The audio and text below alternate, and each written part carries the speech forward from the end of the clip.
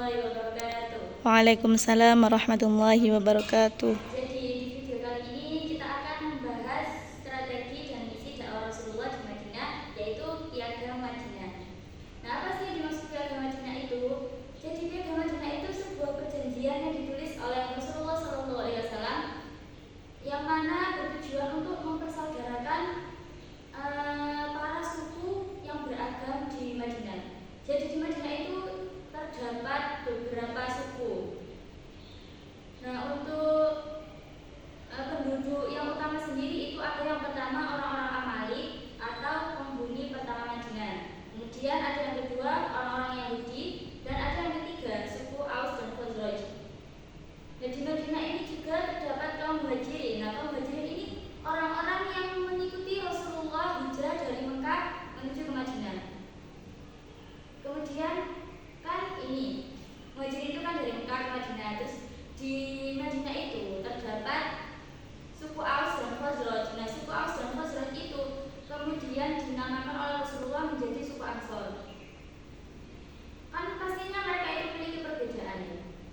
Nah, hal ini itu yang melatar belakangi Rasulullah untuk membuat yang namanya Piagam Madinah, yaitu untuk mempersaudarakan mereka dan juga menjadi latar belakang dibentuknya Piagam Madinah. Selanjutnya ada isi Piagam Madinah. Nah, sebenarnya isi Piagam Madinah ini terdapat 47 pasal, tetapi di sini saya akan membahas dua dokumen utama yang ada di isi Piagam Madinah. Jadi dua piagam utama, dokumen utama itu adalah untuk kaum muslim dan untuk kaum Yahudi. Untuk dokumen yang pertama adalah untuk kaum muslim. Yang pertama ada kaum muslim dari Quraisy, Yasrib dan semua pengikutnya adalah satu. Jadi baik dari Quraisy maupun dari Yasrib atau Madinah itu sendiri, mereka itu adalah satu kesatuan. Kemudian yang kedua ada menebus tawanan bersama-sama dengan baik dan adil. Nah, ini mereka dulu itu suku Aus dan Khazraj itu sering terjadi peperangan. Ada beberapa perang yang terjadi di antara mereka. Jadi jika ada tawanan itu mereka menebusnya bersama-sama. Jadi kayak sistem iuran gitu.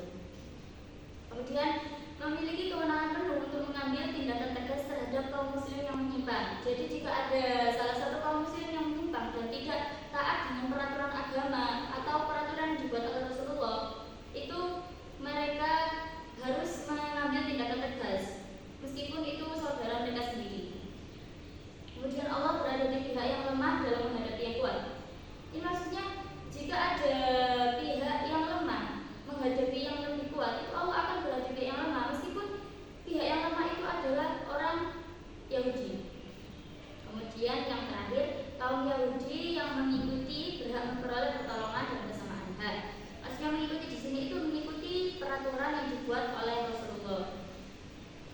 Kemudian dokumen yang kedua yaitu untuk kaum Yahudi yang berisi yang pertama, kaum Yahudi dan Muslim bekerja sama dalam pembiayaan perang. Seperti yang sudah saya sebutkan tadi, mereka itu sering terjadi yang namanya peperangan. Jadi ini sama kaum Yahudi juga mereka sering terjadi peperangan. Kemudian yang kedua, tidak boleh ada yang mengusir kaum Yahudi kecuali tanpa izin Rasulullah. Jadi kaum muslim itu tidak boleh seenaknya mengusir kaum Yahudi jika ada kesalahan atau apapun sebelum meminta izin kepada Rasulullah. Kemudian yang ketiga, kaum Yahudi dan kaum muslim bertanggung jawab atas kebutuhan mereka sendiri. Jadi kalau mereka butuh sesuatu, kebutuhan mereka sendiri ya ditanggung sendiri. Kemudian strategi dakwah Rasulullah SAW. Yang pertama ada membangun Masjid Nabawi. Nah, Masjid Nabawi ini bukan cuma untuk sarana beribadah saja, melainkan juga menyebarkan Islam, pusat pendidikan, terus untuk Rasulullah berdiskusi bersama para sahabat dan juga menjamu tamu seperti dari kepala suku ataupun raja-raja dari berbagai wilayah. Kemudian yang kedua ada